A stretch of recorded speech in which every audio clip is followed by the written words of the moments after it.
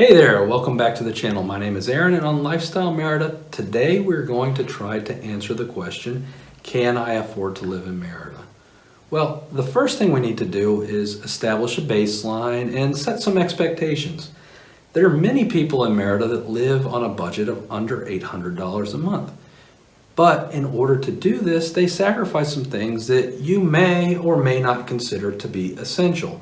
Things like air conditioning, hot water, possibly internet, and they're probably using the public transportation system plus walking and biking as their only means of transportation.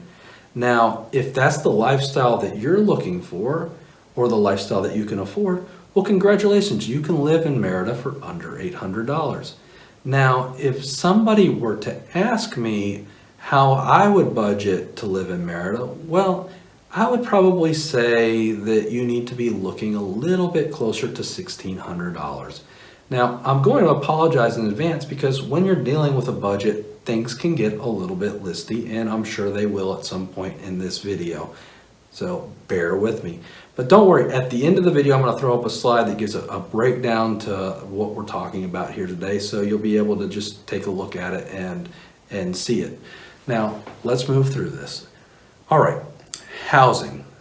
Well, today I was looking on Facebook Market in Merida and I found a house that I would be comfortable living in with my two daughters and my wife, and it was in a neighborhood that I would consider to be safe. It had the things I was looking for, air conditioning in both of the bedrooms, hot water, and it was renting for $240.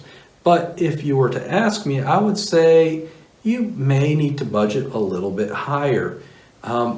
Probably $300 to $400. Now, what that's going to allow you to do is live closer or in the northern side of town, which is a little bit newer. It's going to be a little bit more convenient. There's a lot more shopping and grocery stores close by, and it gives you easy access back and forth to the beach and back and forth to downtown. Now, moving on, we need to deal with utilities, and utilities are going to run you about $165 a month. Now, electricity by far is going to be the highest of the three utilities, and it comes on a bi-monthly basis. But don't worry, I've already broken it down to about what the average is going to be. So if you budget that, you should be good to go. Next on the list is going to be the internet. Now, once again, this is if you have to have it, you have to have it. And in my case, I have to have internet because of what I do. And it's going to cost somewhere between $20 and $30, depending on which company you use and if they're using, or if they have any specials at the time that you're shopping for it. And it's very good internet. It's very high speed. It's going to be faster than most internet that you can get in the US, and it's very, very stable. Next on the list is going to be transportation. And for our budget, I budget around $250, but I move around in Uber when I'm there. And for the most part, I can get anywhere in the city for around $5 per ride.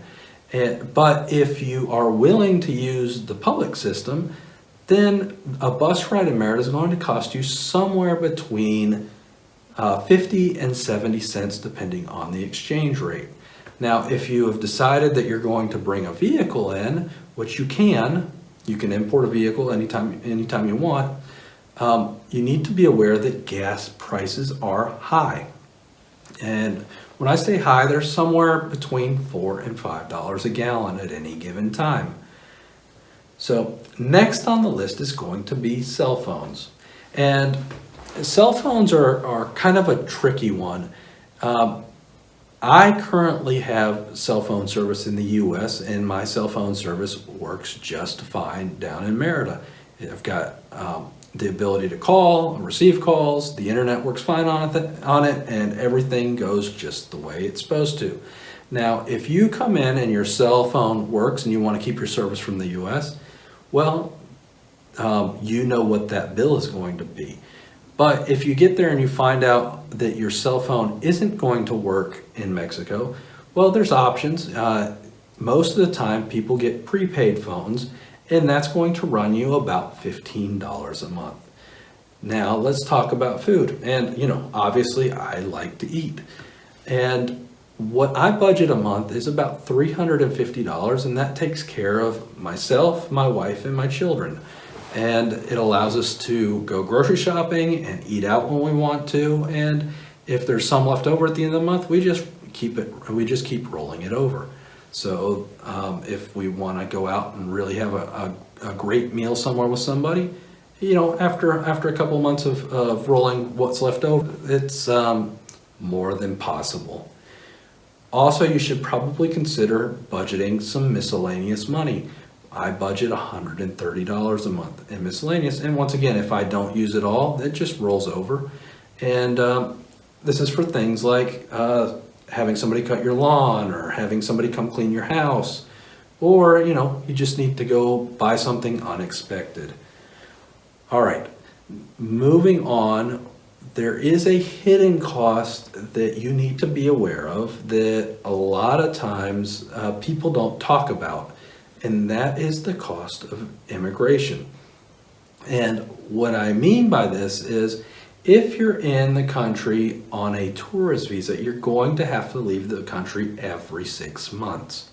Now, if you're unaware of this, well, it can bust your budget really fast, because it's going to mean you're probably going to have to fly out of the country. Now, in the past, we've been able to go out through Belize and come back in, but that's kind of iffy. Sometimes it's open, sometimes it's not open, and it's just safer to plan on having to fly out. And as I said, if you budget for one person about $100 a month, you should be good to go. Now the favorite part of the video, and we're going to talk about the entertainment budget. Now, Merida's awesome because there's tons and tons of stuff that you can do for free. In the last video, I was mentioning the parks downtown, that they always have events, typical music, traditional dancing. There's lots and lots of expats and tourists and locals all mingling in one place. It's a great place to be social. Now, you're going to find out if you come down that a lot more people than you think speak some English. And what's really cool about downtown is it's not tourist trappy like, say, Cancun. It's just people being people. And I would highly encourage you to just chit-chat with whoever's willing to chit-chat. You never know what that will lead to. Now, also, for free entertainment, we have the beach. That's totally free. There's several museums. There's lots of other stuff that you can do for free. Now, if you like the nightlife, going to bars or clubs or whatever it is, it's the same as anywhere else. Alcohol is definitely going to be more expensive when you go out as opposed to buying it at the grocery store or the gas station. So you just need to be aware of that. And generally, I budget $250 a month for our family's entertainment.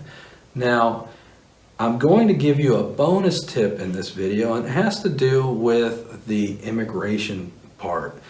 If you are flying in and flying out and you have a VPN, if you set your VPN, and you'll have to play around with this, to different countries, a lot of times you'll find cheaper airfare from other Latin American countries as opposed to searching as if you were in Merida or the United States. Well, if you found any of this valuable, I would really appreciate a thumbs up, a subscribe, share, and I'll catch you guys next time. Thank you very much. Bye-bye.